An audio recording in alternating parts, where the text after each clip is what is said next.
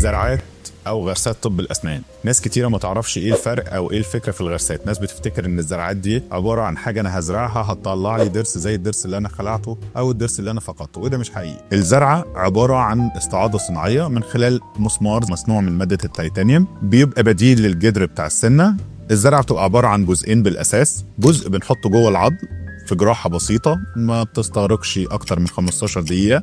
بنحط المسمار التيتانيوم او الزرعه التيتانيوم في عظام الفك، وبنسيبها من 3 ل 6 شهور كفتره التئام. وبعد فتره الالتئام بنبدا نتشك على الالتئام بتاعها، ولو لقينا الالتئام تمام بنبدا نركب الجزء الثاني، وبناخد المقاسات عشان نركب الكراون او التاج الضرس على الزرعه. السؤال اللي بنتساله كتير، هل الزرعه بتحتاج وقت كبير او تحضيرات معينه؟ لا، التحضيرات بتبقى تحضيرات بسيطه وبتتمثل في تشخيص دقيق من خلال ان احنا بنعمل اشعه مقطعيه على الفك، بنقدر بيها نشوف كثافه وسمك العظم والاعصاب اللي موجوده في المنطقه عشان نقدر نتجنبها ونبعد عنها. وبعد كده لو مقاسات العظم مناسبه بنختار مقاس الزرعه المناسب ليها، وبنحط الزرعه في خطوه جراحيه بسيطه من خلال تخدير قوي ما بيخليناش بنحس باي الم، ونحط الزرعه في حوالي 15 دقيقه، وبعد كده بنبدا نسيبها فتره الالتئام اللي هي بتتراوح من 3 ل 6 شهور.